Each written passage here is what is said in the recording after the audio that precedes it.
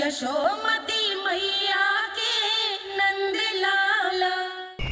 क्या हुआ अकलासुर, तुम्हारे पास राज्य को देने के लिए कोई सूचना नहीं है? सूचना तो अवश्य है महारानी, पर पहले महाराज के बारे में सूचना जानना चाहता हूँ मैं। अकलासुर, शिष्टाचार कहाँ है तुम्हारा? खड़े हो के वार्तालाप करो। ये मत भूलो कि तुम राज सिंहासन को उत्तर दे रहे हो। सिंहासन पर सिंह ना हो तो शिष्टाचार का प्रश्न नहीं उठता। मैं खड़े होकर पूरी विनम्रता से उत्तर देता यदि महाराज कंस यहाँ होते तो। पिछले 3 वर्षों में इस सिंहासन का भार किसने संभाला है अकालासुर? महाराज कंस के प्रतिनिधि के रूप में किसने बनाया मथुरा को अधिक समृद्ध, अधिक शक्तिशाली? बोलिए, किसके हाथों में सुरक्षित रही है महाराज कंस के साम्राज्य की बागडोर? यही तो मेरा प्रश्न है महारानी। साम्राज्य महाराज कंस का, सिंहासन महाराज कंस का, पर अदृश्य कौन है? स्वयं महाराज कंस। आप ही बताइए महारानी, कहाँ है महाराज?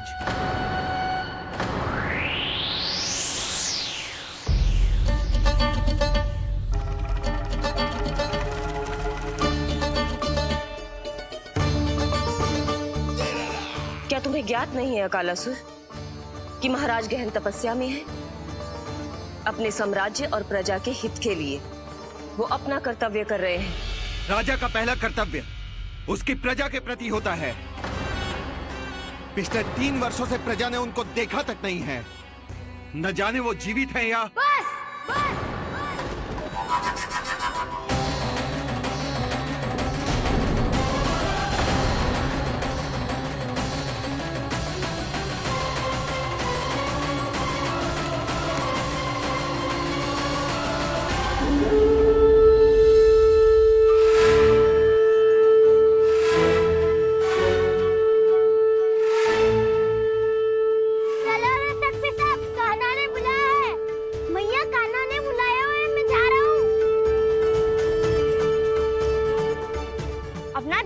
गोमाता, मुझे कान्हा ने बुलाया है।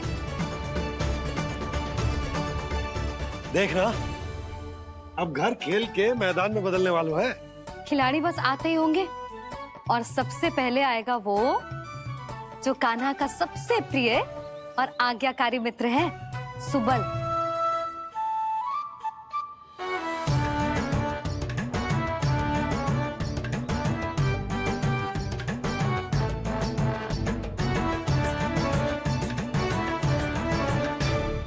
नारायण नारायण, कान्हा ने बुलायो, मैं दौड़ा चलायो। तू तो पहले से ही फल खा रहा है। अब जो मैं इतने सारे व्यंजन बना रही हूँ उसके लिए तो तेरे पेट में स्थान ही ना बचेगी। मैं बचा लूंगा काकी, ये तो अभी समाप्त कर ही दूंगा, फिर जब बनाएगी वो भी खा लूंगा।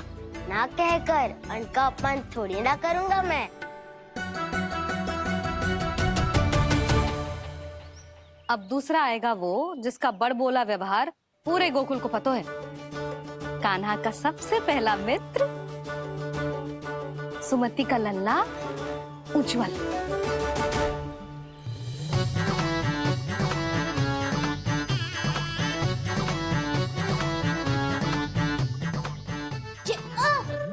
बच के। कान्हा, तेरे भोपू का स्वर सुनते ही चला आए हो। पता है कितनी कठिनाई हुई मुझे। शीघ्रता के चक्कर में गिरते गिरते बचो और फिर भी भागते दौड़ते सबसे पहले पहुंचो यहाँ। पर सबसे पहले तो सुबल पहुंचो है। हाँ हाँ, वो तो इसलिए कि मैंने पहुंचने दियो। अरे कहीं तो प्रथम आने का अवसर मिलना चाहिए हमारे मित्र को, है कि ना? एक का पेट बातों से न भरता और एक का भोजन करके भी ना भरता है। पर सुबल, तू जो खातो है वो जातो कहाँ है? मेरा आकार बड़ा है ना, इसीलिए अधिक भोजन की आवश्यकता होती है। सुबल, तू चिंता मत कर, तेरा प्रिय व्यंजन बनाया हो मैंने, खीर चूरमा। अब देखना सब, अब आएगा वो जो बोलता तो है पर तनिक धीमी गति से, पर दौड़ता घोड़े की गति से है। कान्हा ने पुकार लगाए मेरे पाव ने गति पाई।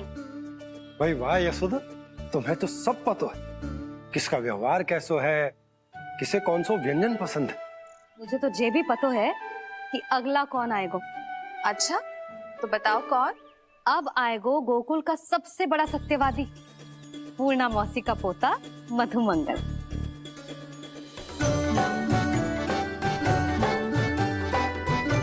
नारायण नारायण। चलो अब तो मैं भी आगो, अब खेले। पर कान्हा तो अभी खेलना आरंभ करेगो। ऐसा क्यों? इसके दाव तो आएगी ना, और दाव के बिना कान्हा कछु आरंभ करे जे तो संभव ही ना है। दाऊ कहाँ रह गए? कान्हा वो वसंता से मिलने गया है। दोनों एक साथ ही आएंगे। दाऊ आ गए। वसंता दाऊ के ऊपर।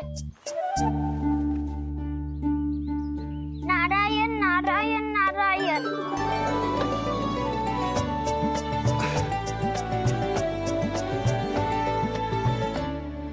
बलराम, बसंता को कंधे पे उठाने की क्या आवश्यकता थी? कंधे पे लेकर ना आता तो आता ही नहीं काका जी।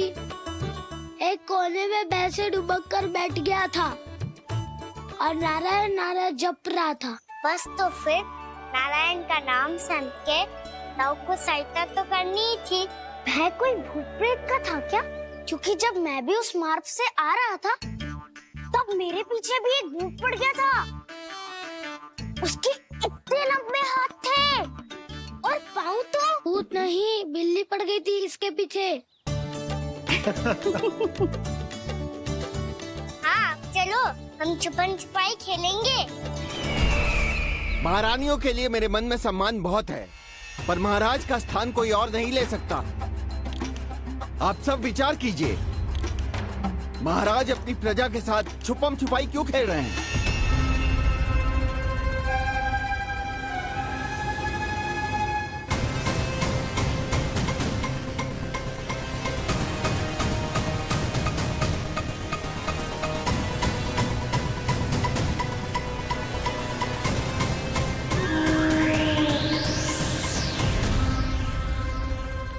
तुमने कहा था नए अस्त्र शस्त्र आ चुके हैं, दिखाओ। जी लाओ।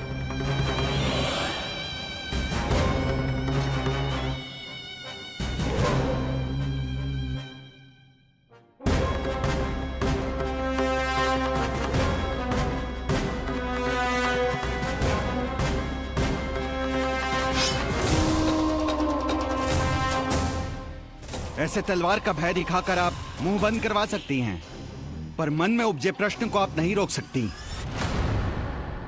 महारानी, अकलासुर का प्रश्न उचित ही है। अन्य सभासदों के मन में भी यही जिज्ञासा है। हम सब महाराज को देखना चाहते हैं। महारानी, एक बार दर्शन करा दीजिए ना महाराज के। कहीं प्राप्ति को क्रोध आ गया तो इनकी जिज्ञासा प्राणों की आहुति ले लेगी। तो क्या चाहते हैं आप सब? कि महाराज की तपस्या भंग हो जाए?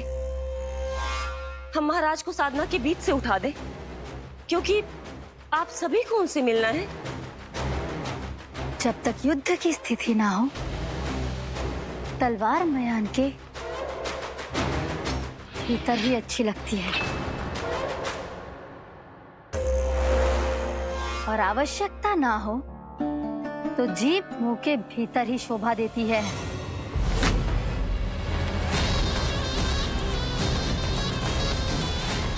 आप सभी को अपने महाराज से भेंट करने का पूरा अधिकार है, इसलिए आज अश्विन पूर्णिमा को महाराज कंस आपसे अवश्य भेंट करेंगे। महाराज कंस की जय! महाराज कंस की जय! महारानी अस्ति और महारानी प्राप्ति की जय! अकालासुर, आना मत भूलना। चलो अब हम भी अपना कार्य आरंभ करते हैं। हाँ जी चलो। भोजन के लिए तो प्रतीक्षा करनी पड़ेगी, तो तुम लोग देख क्या रहे हो? खेल आरंभ करो।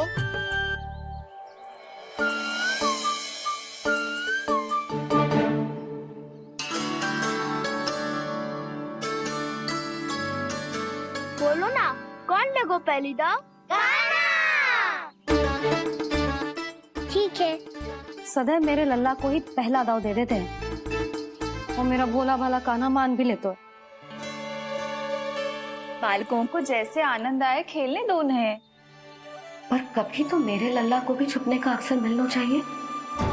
बहुत प्रवीण है छुपने में, मुझसे अधिक कौन समझेगा? कान्हा छल मत कर, नहीं तो फिर से दाव लेनी पड़ेगी। एक दाव लेने वाली की आंखें अनेक।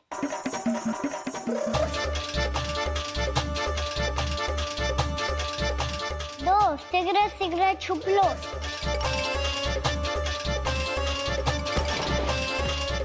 तीन आ रहा हूँ बजाते हुए बीन।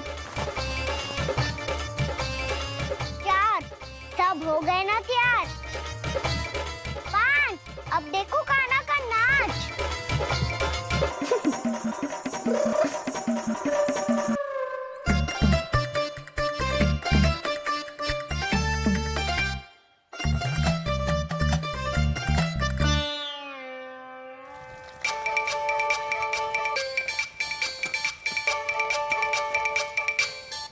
क्या कर रही हो यशोदा? हाँ? ध्यान कहाँ है तुम्हारा? यही है, यही तो है जीजी। चल लती गिर गए हो ना, और आटा डाल देती हूँ। सारे बालक पेट भर के पूरियां खाएंगे। जो सेम छुपने पर पारंगत है, उससे कितनी देर छुपेंगे ये सब?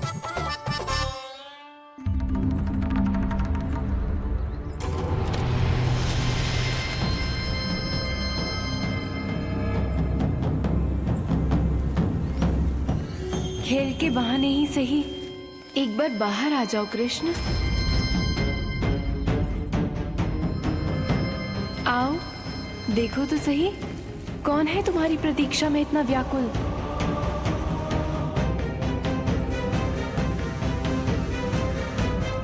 कान्हा, बाहर सबको छुपने से मना किया है मैंने। बाहर कोई ना छुपो है।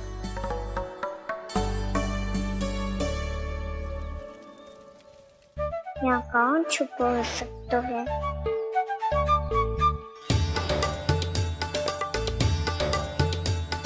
मुझे पता है, भोजन बनते ही सबसे पहले कौन आएगा खाने? सुबल। द्वार के पीछे सुबल छुपा है।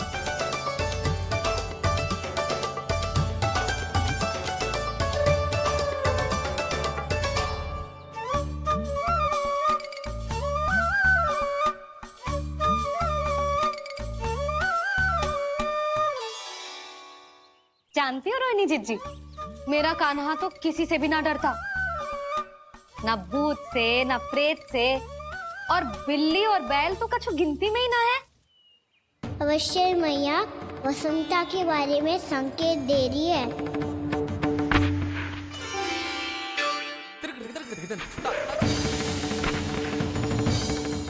वसंता तू बोरे में छुपो है ना, चल बाहर आ जा।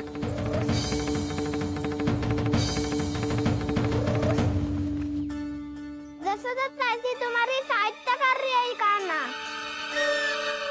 लो कर लो बात, मैं तो अपना कार्य कर रही हूँ। और तुम सब खेल रहे हो तो मैं तो भंडार कक्ष में भी नहीं जा रही।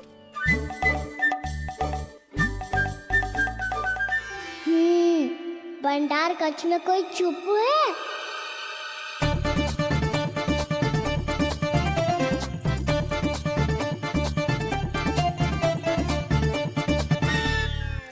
ताई जी तुझको संकेत दे रही हैं। ये उचित ना है काकी जी। आप छल कर रही हो ताई जी। छल छल छल छल छल।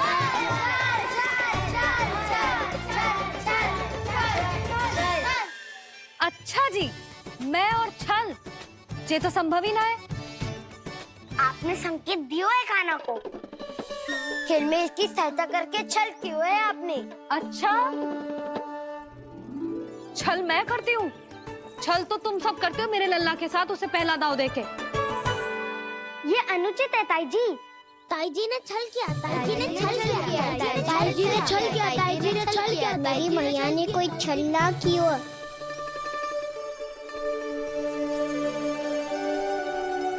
और ये सत्य है कि इन्होंने तुम्हारी सहायता की है ना? तुम्हें ऐसा नहीं करना चाहिए था यशोदा। आपको बालकों के बीच में ना आना चाहिए जी। अरे मैं आ रहा हूँ बीच में? बालकों के खेल के बीच में तो तुम आ रही हो। उचित कहा। हाँ, ताऊ जी सही कह रहे हैं। ताऊ जी सही कह रहे हैं। देखो। ताऊ जी सही कह रहे हैं। मैं आई हूँ तुम लोगों के खेल के बीच में। हाँ, पक्की बात? हाँ।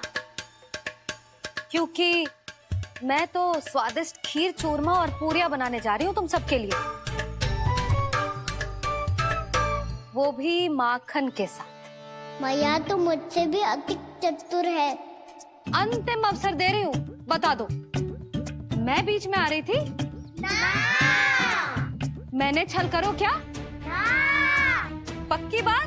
पक्की बात काकी, आप तो अपने कार्य में व्यस्त थी। हाँ, हमारे लिए पकवान बना रही थी। तो चलो बस पात में बैठ जाओ स्वादिष्ट व्यंजन खाने के लिए। आजा।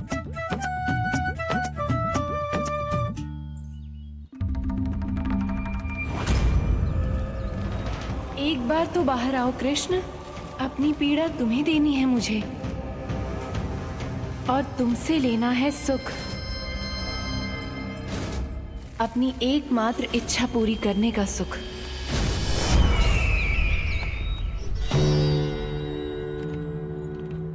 आश्वासन तो तुमने दे दिया, किंतु इस दशा में कैसे मिलाओगी इन्हें सभासदों से? यदि वो सभी शीघ्र ही महाराज से नहीं मिले तो इन्हें मृत मानकर विद्रोह कर देंगे सब। हमें राज सिंहासन से नीचे उतार देंगे, हम पर आक्रमण कर देंगे और हम दोनों कुछ नहीं कर पाएंगे। इसलिए अब और कोई उपाय नहीं है अस्थि। हमें किसी भी तरह इन्हें इस कक्ष से बाहर निकलने के लिए मनाना ही होगा।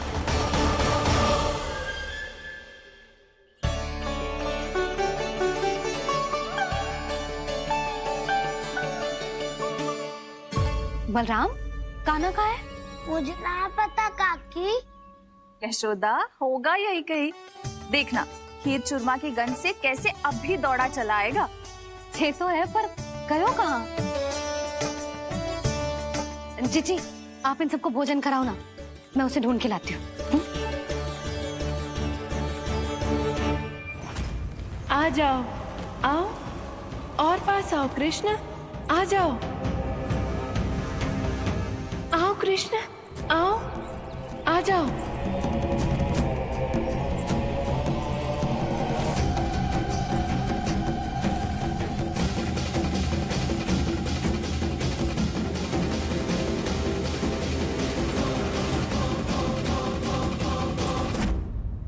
कान्हा, कान्हा,